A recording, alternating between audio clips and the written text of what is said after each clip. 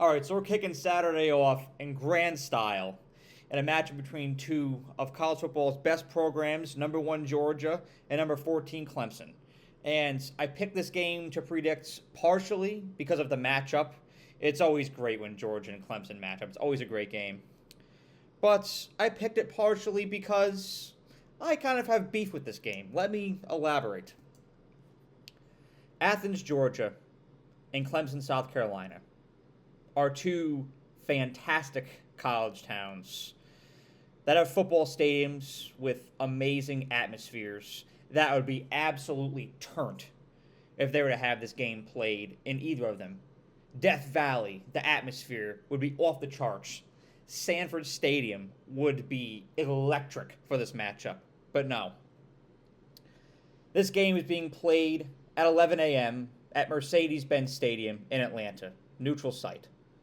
People, what are we doing here? I mean, this is like having your company Christmas party on a Tuesday afternoon at 2 p.m. at Applebee's. Like, atmosphere, time, and place, we can do better. And if you've ever gone to any of these games, especially as a student, I spent 3 years doing that at Alabama. You get an 11 a.m. kickoff, and you're traveling there, especially. I mean, it is just, it's unfortunate. You've barely had any mimosas. You can't really get yourself going. You're like sleepwalking into the stadium. It's just not a good mixture. I think that the time, the place, the coordination of this game could be a lot better. I think it would be more ideal to have this game be played in either Athens or Clemson. It would be electric prime time. You get Georgia and Clemson playing, you have to maximize the entertainment value of that product. There's a lot of value in it. You have to maximize the product. So there's my spiel. There it is. I let that cat out of the bag. And now that I'm past that, let's talk about the matchup itself. So Clemson, they need anything that they can get to have a chance of winning this game. I'm just being honest. I like to be an optimist, but I like to be a realist as well. And Clemson in this game, like you look at this matchup, these two teams played back in 2021. And it was a very even matchup. Don't quote me on the point spread, but I think it was only like maybe 5 or 6 going into this game. This year, you're looking at Georgia as a 13.5-point favorite. So the gap between these two teams is a lot larger than it was back in 2021. But it was a very knockdown, drag-out game, very defensive game. They're not as close. They're not as even this time. Clemson needs things to go their way to win this game because their talent depth is not nearly what Georgia's is. But nonetheless, there is a recipe for Clemson to win this game. But like when you're baking a cake, you have to follow this recipe step by step. You have to have a consistent and balanced attack on offense, utilize both that running and receiving game. Cade Klubnik has to be consistent in this game. He could not really get any consistency going last year, and I made a video leading up to the 2023 season praising Cade Klubnik, saying that he was a dark horse Heisman contender, that he could really turn some heads last year. He had 19 touchdowns and 9 interceptions last year. I'll be honest, I expected better. You could get better this year. And especially with this being a neutral site game in a dome, Georgia's offense could get clicking a lot earlier in this game, but they have to do the small things well. Don't try to do too much. Garrett Riley going into his second year as Clemson's offensive coordinator.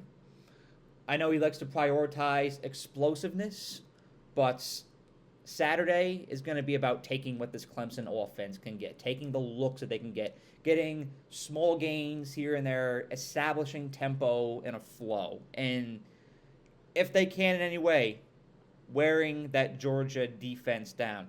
Now, Clemson's defense has been known to be very physical in these past years, and while it's not what it was back in 2018 and 2019 in the height of the Clemson Dabo Swinney era, this defense still brings the pain. But Barrett Carter and Peter Woods got to have a big game on Saturday. They got to have a big game. And on offense, you got to expect a big game of Phil Maffa and Jake Brenningstool as well. If you can have your star players play out of their minds, Clemson has a chance to pull this thing off, especially at a neutral site. Ultimately, I think Georgia's just a little bit too overwhelming for Clemson. There's so mmany dudes on this team. There's so much depth. Of course, you have one of the best quarterbacks in the SEC in Carson Beck.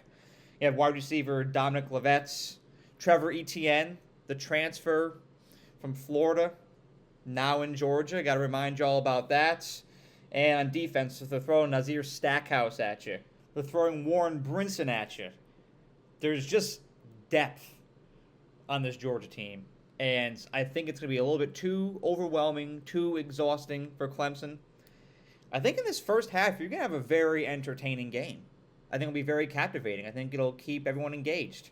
But in the second half, that's where you're going to see Georgia just start to erode and wear Clemson down.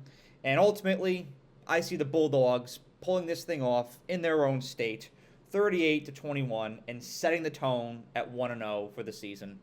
I like Georgia to win this game, but let's see what happens. Have a great day. Thank you so much for watching this video. I really appreciate you and the time that you took out of your day to watch the video. And if you enjoyed it, please be sure to like the video and share it, as well as subscribe to The Era. The more likes and subscribers I get on this channel, the more resources I can attain, and the more resources I can attain, the more value I can provide to you, the viewer. And that is how I show my appreciation for you for the time that you devote to watching my videos. So thank you so much, and have a great day.